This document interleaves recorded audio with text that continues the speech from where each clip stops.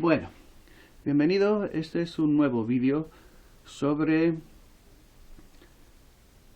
la historia oculta. Y este nuevo vídeo no voy a poner dibujitos, ni una voz en off, nada del estilo como otros vídeos de la misma categoría, sino que voy a leer directamente un texto sobre cómo los banqueros organizaron la Segunda Guerra Mundial. Sabemos que la historia que enseñan a nuestros hijos en el colegio es sencillamente un espacio ilimitado de mentiras, que si nuestros hijos no las repiten, los suspenden. La idea es explicarles una historia de fábula, de hadas, de una irrealidad que sirve para esclavizar nuestras mentes y convertirnos en seres obedientes de nuestros señores feudales. Pero de vez en cuando podemos encontrarnos, tenemos que buscarlo también nosotros, artículos que nos dan una pista por donde va la realidad de la historia. Y esa realidad, en este caso, yo ya la había comentado, la había explicado en otros vídeos, puesto que me leí los libros de Anthony Sutton, como Wall Street y la Revolución Bolchevique, y luego Franklin Delano Roosevelt y Wall Street, y también Wall Street y la llegada al poder de Hitler, ¿no? Entonces, en estos libros ya nos dábamos una composición con documentación de lo que realmente había ocurrido. Este es un artículo de un periodista ruso, creo que es periodista, un investigador llamado Valentin Katasonov, escrito recientemente, publicado en la red Voltaire con licencia Creative Commons, por lo tanto no hay ningún problema de reproducirlo en cualquier parte, leerlo.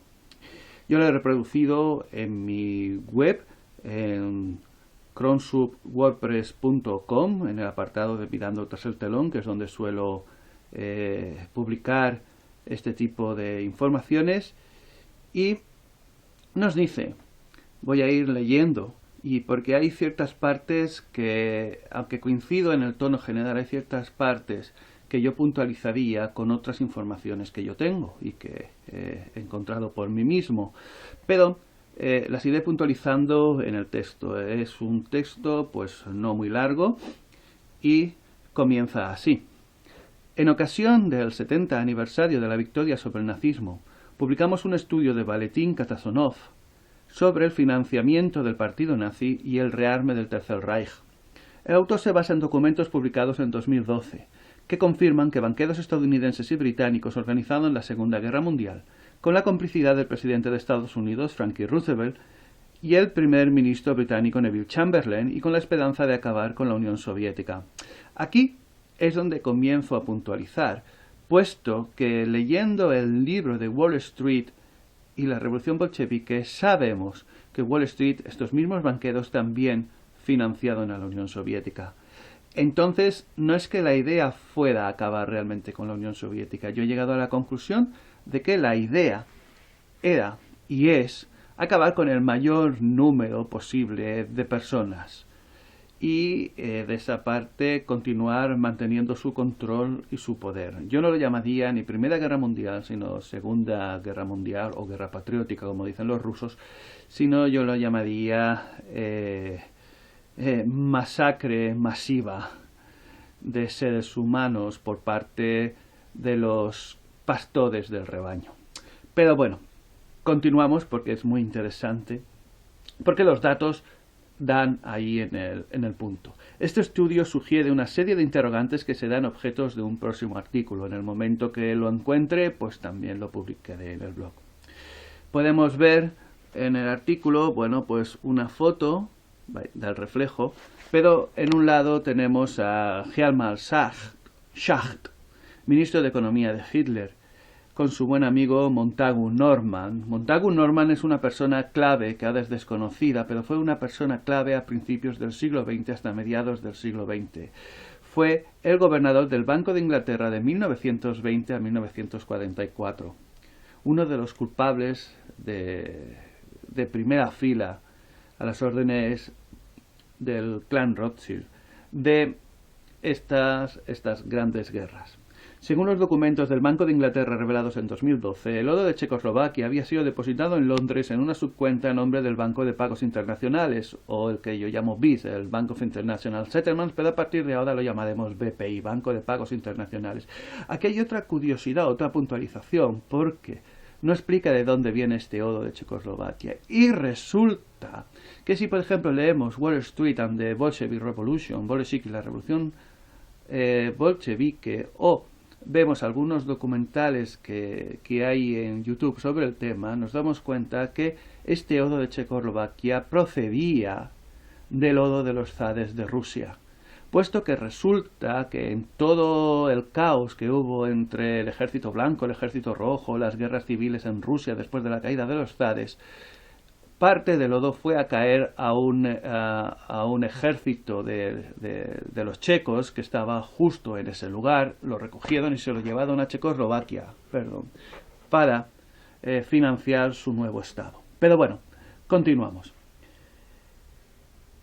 Cuando los nazis entraron en Praga en marzo de 1939, de inmediato enviaron soldados al Banco Nacional. Los administradores recibieron orden bajo amenaza de muerte de emitir 2 órdenes de transferencia. La primera ordenaba al BPI transferir 23,1 toneladas de oro de su subcuenta checoslovaca en el Banco de Inglaterra a la subcuenta del Banco del Imperio, el Reichsbank, también en el Banco de Inglaterra. La segunda orden encargaba al Banco de Inglaterra transferir unas 27 toneladas de oro del Banco Nacional de Checoslovaquia a la subcuenta del BPI, el Banco de Pagos Internacionales, el BIS, en el Banco de Inglaterra. Así que este es un resumen, y continuando y empezando quizás desde el principio, porque esto era como el principio del artículo.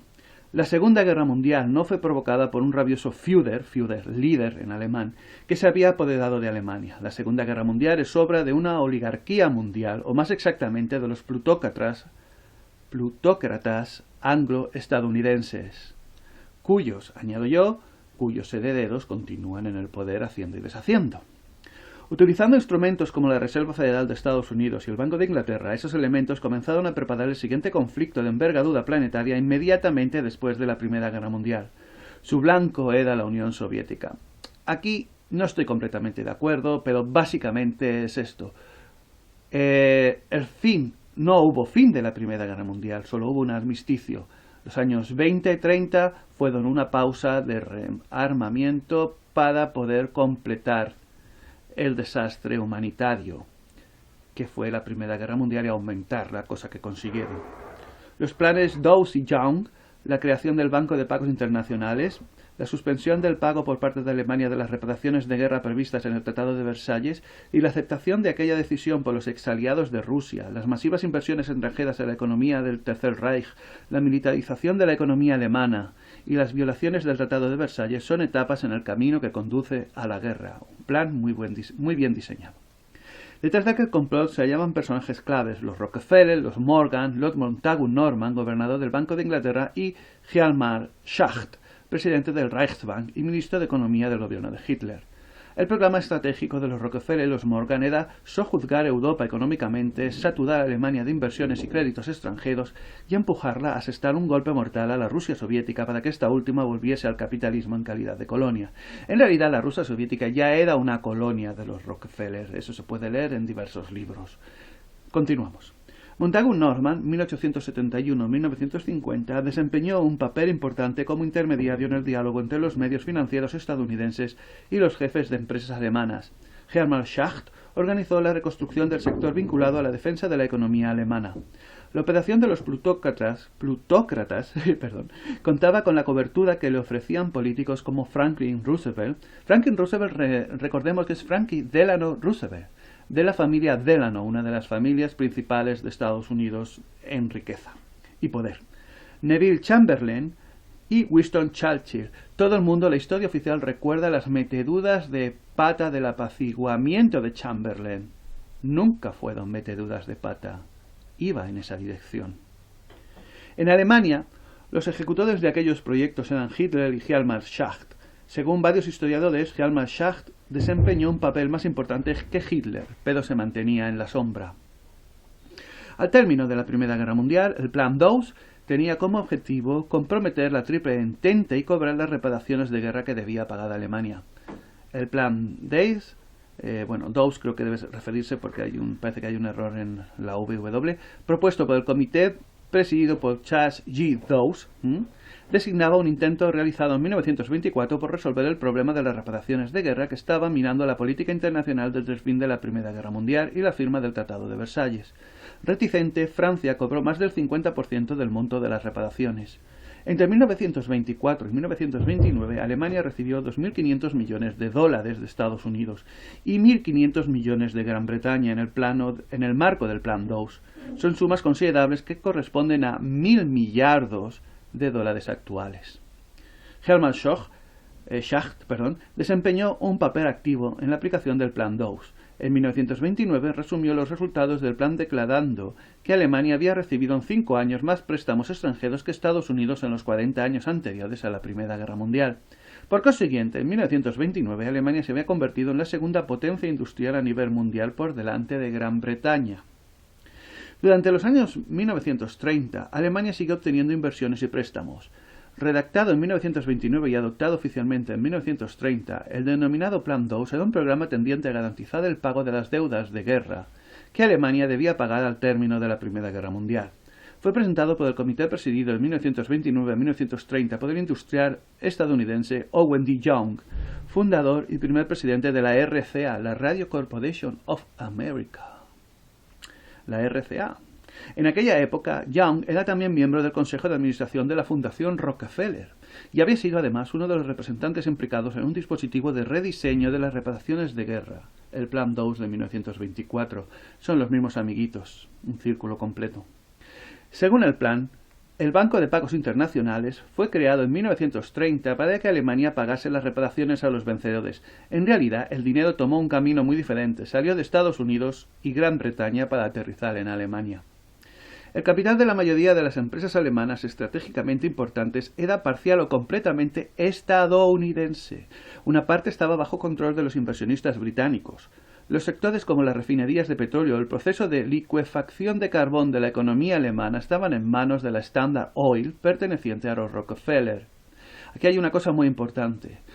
Los aviones, muy avanzados por cierto, gracias a los científicos alemanes, de guerra, nunca hubieran podido despegar y atacar a otros países, como por ejemplo los bombardeos aquí de Guernica, que fueron los ensayos aquí en España de la aviación alemana. Nunca hubieran podido despegar sin la fórmula, la patente de un combustible sintético basado en esta licuefacción del carbón, una patente que era propiedad de la Standard Oil, de los Rockefeller. La Standard Oil se llama hoy Exxon. Bueno, pues continuamos. El gigante de la industria química Farben Industrie AG, que en Estados Unidos hicieron una versión americana, pasó al control del grupo Morgan. Un 40% de la red telefónica y un 30% de las acciones de Focke-Wulf se hallaban bajo control de la firma estadounidense ITT. La radio y los gigantes de la industria eléctrica AEG, Siemens y Osram pasaron al control de General Electric de Estados Unidos. ITT y General Electric eran parte del imperio Morgan.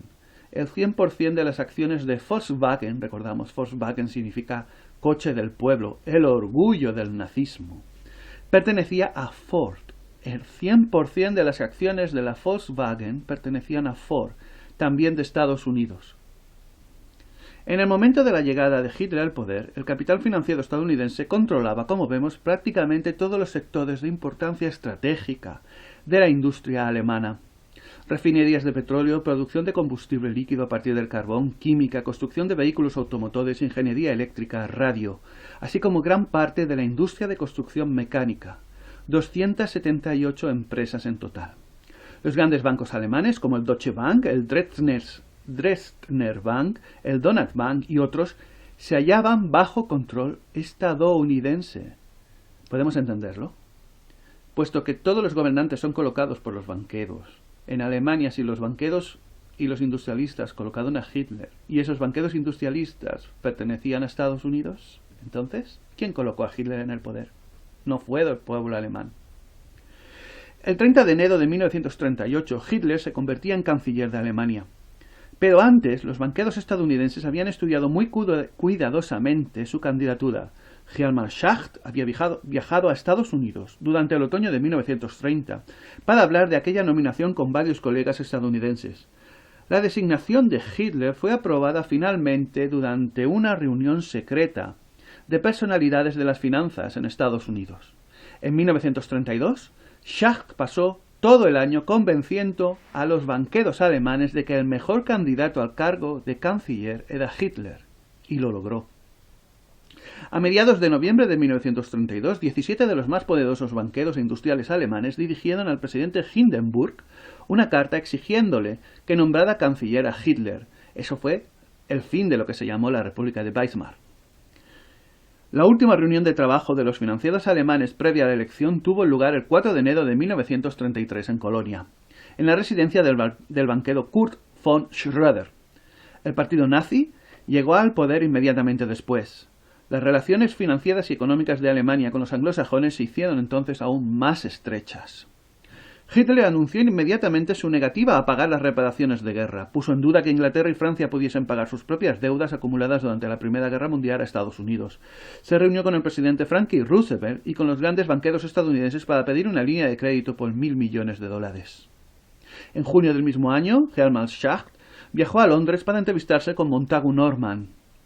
Los británicos accedieron a conceder un préstamo de $2.000 millones. No pusieron ninguna objeción en cuanto a la decisión de Alemania de suspender el pago de su deuda.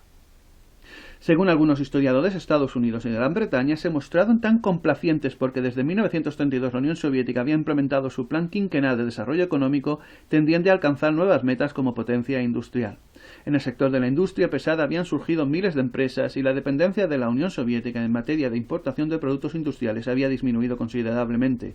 Como consecuencia de ello, las posibilidades de estrangular económicamente a la Unión Soviética se habían reducido prácticamente a cero. Se decidió entonces recurrir a la guerra y en función de ese objetivo emprender la militarización acelerada de Alemania. Pero otra cosa curiosa. La militarización acelerada de Alemania, la reconstrucción de la flota alemana, no fue posible sin la compra del acero de la Unión Soviética. Estos créditos de los anglosajones a Alemania fueron también para pagar el acero de la Unión Soviética para construir los barcos para poder luchar contra la Unión Soviética. Muy divertido, ¿eh? Así es la historia. Para esta última, la obtención de créditos en Estados Unidos no presentaba prácticamente ningún problema. Hitler había llegado al poder en Alemania casi al mismo tiempo que Franklin Roosevelt. En Estados Unidos, prácticamente el mismo mes, algo así como marzo de 1933. Los banqueros que apoyaron a Hitler en 1931 son precisamente los mismos que apoyaron la elección de Roosevelt. Ya en el cargo, el nuevo presidente no podía hacer otra cosa que conceder generosos créditos a Alemania. Por cierto, muchos notaron la gran similitud entre el New Deal de Roosevelt y la política económica del Tercer Reich. No había en ella nada sorprendente, ya que eran los mismos quienes estaban garantizando con sus consejos el salvamento de los gobiernos y representaban principalmente los medios financieros estadounidenses. Y yo añado, he leído en alguna parte, que los discursos de Hitler, Roosevelt y luego Churchill eran calcados, escritos desde el Instituto Tavistock, en Londres. Pero claro, en aquella época los que escuchaban alemán no escuchaban inglés, no se podía escuchar la radio internacionalmente como ahora, ni había internet, así que daba el pego. Si buscas en internet discursos reales traducidos de Hitler, pues te entrarían ganas de votarle, de verdad. Son muy parecidos a los discursos, o prácticamente calcados a los discursos no solo de Roosevelt, como he dicho antes, sino a los discursos actuales de muchos políticos de toda Europa y Estados Unidos en esta gran depresión que tenemos ahora. El New Deal de Roosevelt no tardó en presentar problemas. En 1937 Estados Unidos se hundía en la crisis económica. En 1939 la economía estadounidense funcionaba a un 33% de su capacidad industrial, 19% en los peores momentos de la crisis registrada de 1929 a 1933. Redford G. Tugwell, un economista del primer Brain Trust, un equipo de académicos de la Universidad de Columbia creado por Franklin Roosevelt, lo que ahora llamamos think tanks, ¿no?, y que contribuyó a las recomendaciones políticas que condujeron al New Deal de ese presidente, escribía en 1939 que la administración había fracasado. La situación se mantuvo sin cambios hasta que Hitler invadió Polonia. Solo los poderosos vientos de la guerra podían disipar la bruma. Todas las iniciativas de Roosevelt estaban condenadas al fracaso. Lo único que podía salvar al capitalismo estadounidense era una guerra mundial. Aquí también difiero un poco porque ya digo que pienso que iba por otro lado, pero bueno, En 1939 los plutócratas, qué manía con esta palabra tengo yo, ¿no?, recurrieron a todos los medios a su disposición para presionar a Hitler e incitarlo a desatar una guerra a gran escala en el este de Europa. Volviendo, por cierto, a los checoslovacos. ¿Sabías que los checoslovacos tenían un ejército más potente que el de Alemania? Con muchos más efectivos y mejor preparados que el de Alemania, pero que fue por orden de los ingleses que lo deshabilitaron y pudo entonces Hitler entrar en Checoslovaquia. ¿Sabías que el Imperio Británico tenía más efectivos y más aviones y más barcos que los alemanes, pero en cambio la propaganda oficial hizo creer que los alemanes estaban mejor preparados? El ya mencionado Banco de Pagos Internacionales, el BIS, tuvo un papel importante en la Segunda Guerra Mundial. Verdadera cabeza de playa de los intereses estadounidenses en Europa, el BPI garantizaba el vínculo de las empresas de Estados Unidos y Gran Bretaña con las empresas alemanas. Era una especie de zona franca que protegía al capital cosmopolita ante iniciativas políticas, guerras, sanciones, etc. El Banco de Pagos Internacionales se creó bajo la forma de una entidad comercial pública.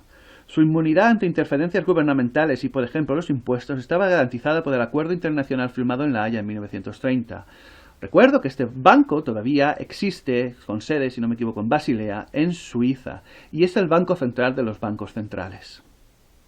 Los banqueros de la Reserva Federal de Nueva York, muy vinculados a Morgan, a Montagu Norman, gobernador del Banco de Inglaterra, y a los financieros alemanes como Hjalmar Schacht, de quien ya hemos precisado que fue presidente del Reichsbank y ministro de Economía del gobierno de Hitler, Walter Funk, quien sustituyó a Hjalmar Schacht como presidente del Reichsbank, y Emil Pohl, desempeñaron todos un papel importante en la formación del Banco de Pagos Internacionales. Entre sus fundadores figuraban los bancos centrales de Gran Bretaña, Francia, Italia, Alemania y Bélgica, así como algunos bancos privados. Recordemos que Italia era la triple entente con Alemania, que Alemania entró en Bélgica, invadió Francia también, luchó contra Gran Bretaña, y todos estaban ahí en el Banco de Pagos Internacionales. El Banco Federal de Nueva York hizo lo mejor que pudo, pero no estuvo entre los establecimientos fundadores del BPI. Estados Unidos estaba representado por el First National Bank of New York, de JP Morgan and Company, el First National Bank of Chicago, pertenecientes todos al imperio Morgan Rockefeller. Japón también estuvo representado por bancos privados. Japón, que también era enemigo de los Estados Unidos.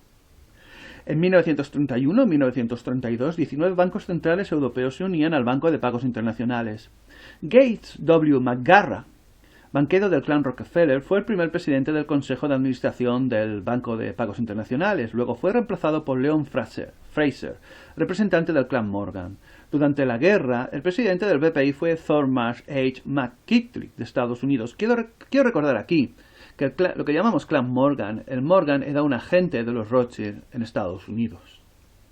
No aparece la palabra Rothschild en este artículo, por cierto, pero hay que estirar todavía más el hilo. Mucho se ha escrito sobre las actividades del Banco de Pagos Internacionales al servicio de los intereses del Tercer Reich. Entre otras cosas, estuvo implicado en transacciones con diferentes países, inclusive aquellos con los que Alemania estaba en guerra. Y sí, era así. Mientras los soldados, mientras la gente normal se mataban unos a otros, nos matábamos unos a otros. Los alemanes, los británicos, los estadounidenses, los italianos, los franceses, los belgas, los japoneses estaban haciendo transacciones en Suiza. Después de Pearl Harbor, el Banco de Pagos Internacionales actuaba como corresponsal de la Reserva Federal de Nueva York y durante la guerra estuvo bajo control de los nazis, a pesar de que su presidente era el estadounidense Thomas Huntington McKittrick. Mientras los soldados morían en los campos de batalla, la dirección del Banco de Pagos Internacionales se reunía en Basilea con los banqueros de Alemania, Japón, Italia, Bélgica, Gran Bretaña y Estados Unidos.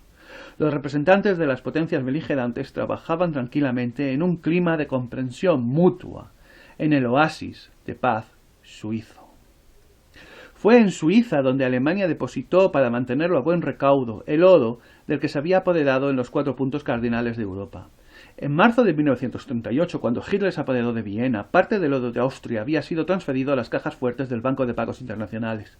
Lo mismo había sucedido con el oro del Banco Nacional Checoslovaco, 48 millones de dólares de la época. Cuando estalló la guerra, el oro entraba constantemente al Banco de Pagos Internacionales. Alemania lo obtenía en los campos de concentración y mediante el saqueo de los países ocupados, incluyendo todo lo que pertenecía a civiles, joyas, cigarreras, utensilios de todo tipo, dientes de oro. Fue todo eso lo que se ha dado en llamar el oro nazi. Se fundía en lingotes para almacenarlo en el Banco de Pagos Internacionales en Suiza o fuera de Europa.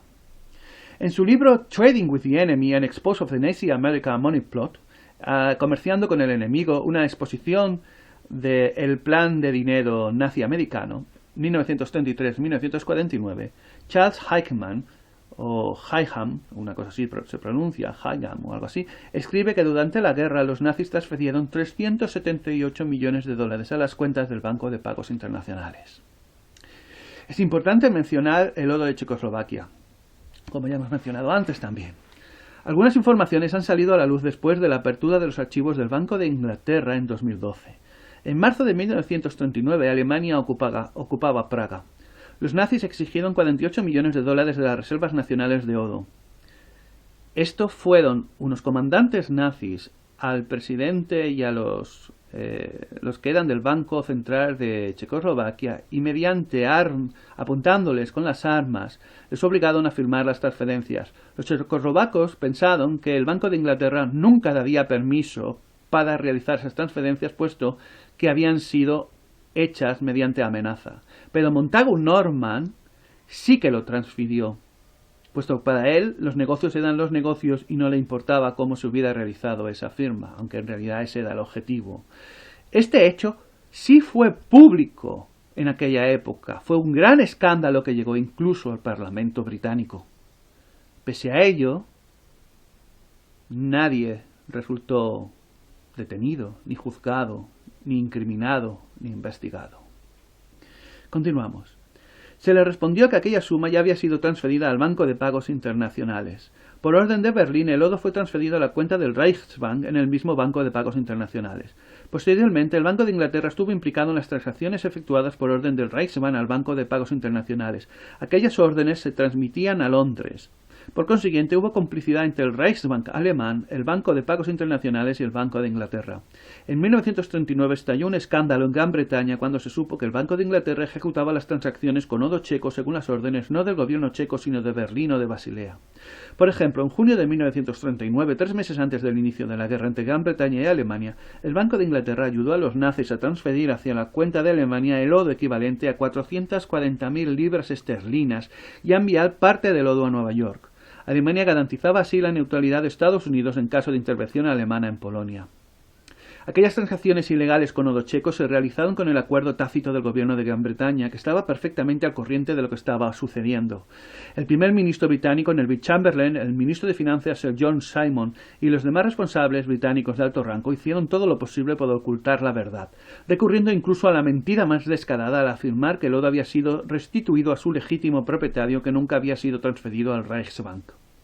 Los documentos del Banco de Inglaterra, publicados últimamente, revelan los hechos y demuestran que los responsables gubernamentales mintieron para protegerse a sí mismos y para encubrir las actividades del Banco de Inglaterra y del Banco de Pagos Internacionales. La coordinación de aquellas actividades criminales era un juego de niños, ya que el director del Banco de Inglaterra, Montagu Norman, también presidía el Consejo de Administración del Banco de Pagos Internacionales. Por cierto, Montagu Norman nunca disimuló su simpatía por los fascistas. Y al fin y al cabo, ¿qué significa fascismo? El fascismo significa gobierno controlado por la corporatocracia. Montagu Norman era la cabeza visible de la corporatocracia. Por supuesto que iba a hacerlo. La conferencia de Bretton Woods, oficialmente Conferencia Monetaria y Financiera de las Naciones Unidas idea de los Rockefeller, reunió a los 730 delegados de los 44 países aliados en el Hotel Mount Washington en Bretton Woods, New Hampshire, Estados Unidos, con vista a regular la vida monetaria y financiera internacional al término de la Segunda Guerra Mundial. Esta conferencia se desarrolló del 1 al 22 de julio de 1944. El Banco de Pagos Internacionales se veía repentinamente bajo los proyectores. Se decía que había colaborado con la Alemania fascista. Sin entrar en detalles, se limita a decir el escritor del artículo que después de una serie de peripecias, algunos delegados estadounidenses se opusieron a la moción. Los delegados coincidieron en que había que cerrar el Banco de Pagos Internacionales. Aquella decisión de la Conferencia Internacional nunca llegó a aplicarse. Se enterró todo lo que podía desacreditar las actividades del Banco de Pagos Internacionales durante la Segunda Guerra Mundial, lo cual contribuye aún en día a falsear la historia de la Segunda Guerra Mundial. Para terminar, vale la pena decir unas palabras sobre Hermann Schacht, 1877-1970. El expresidente del Reichsmann y ministro de Economía del gobierno fascista de Alemania. En 1945, Schacht fue juzgado en Nuremberg, pero resultó absuelto el 1 de octubre de 1946. Así escapaba a las acusaciones de asesinato. Por razones que nunca han sido explicadas, Hermann Schacht no figuraba en la lista de los principales criminales de guerra de 1945. Lo más interesante es que volvió a su vida profesional como si no hubiese sucedido nada y fundó la firma Schacht GmbH en Düsseldorf. Este detalle puede parecer insignificante, pero confirma una vez más que los plutócratas anglo-estadounidenses y sus representantes plenipotenciarios en Alemania habían preparado en cierta medida influido en todo el proceso de la Segunda Guerra Mundial. Ahora los plutócratas quieren reescribir la historia de la Segunda Guerra Mundial y modificar además sus resultados. La historia sí que fue reescrita después de la Segunda Guerra Mundial, no es una cosa de ahora. Y tenemos que recordar que no solo los principales cabecillas reales del régimen nazi no fueron juzgados en Nuremberg, sino que además fueron salvados y reutilizados por los estadounidenses y los soviéticos. Sobre todo recordemos la operación Paperclip, donde gente como Wernher von Braun, el creador de las bombas V1, V2 que bombardeaban Londres, acabó siendo el fundador de la NASA. Y también recordamos que hay ya demasiadas evidencias, incluso el año pasado hubieron papeles del FBI que fueron hechos ya públicos, en los cuales que parece que el verdadero Adolf Hitler sí que llegó a la Argentina. Y fue como premio, yo considero que fue como premio, su salvación, la salvación de toda esta élite que estaba al tanto, fue como premio por haber sido la pieza necesaria para conseguir el resultado de millones y millones y millones y millones de personas eliminadas de la faz de la Tierra. Hay una frase que dice que quien no conoce la historia está condenado a repetirla. El problema está que con la historia falseada hay tantas personas que no conocen la historia, que los que conocemos la historia nos estamos encontrando que nos encontramos impotentes ante el hecho de que esta gente ignorante, artificialmente ignorante, van a acabar, lo más seguro, repitiendo la historia.